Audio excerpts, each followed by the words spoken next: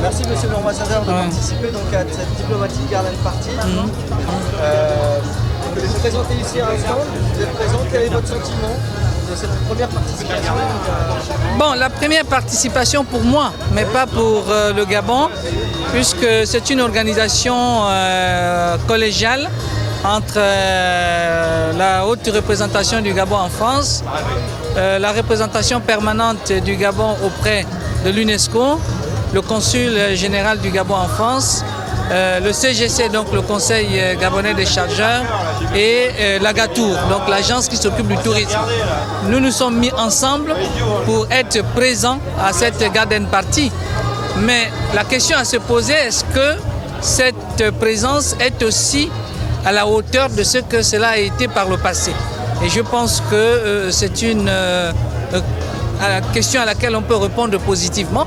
Mais maintenant, le sentiment personnel, il va de soi que ma présence ici est le signe déjà de ce que j'avais eu à entendre par rapport à cette... Et la bonne opinion que j'avais avant d'y participer, elle s'est confirmée largement. Très bien.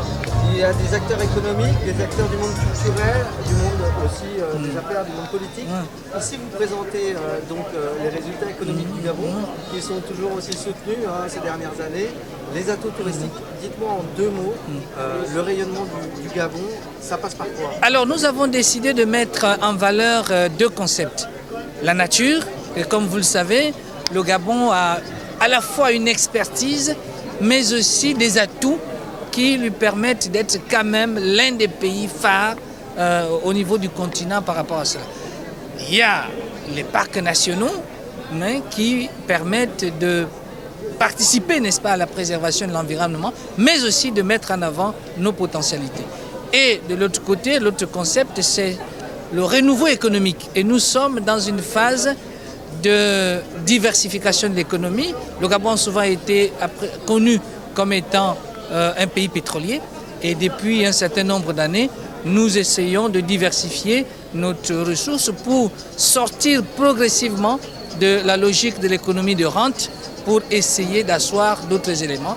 Et je pourrais vous prendre ne serait-ce que deux exemples: la transformation du bois, consécutive à la décision d'interdire l'importation des grumes, mais aussi le début de transformation de minerais avec l'usine ferro-manganèse de Mwanda.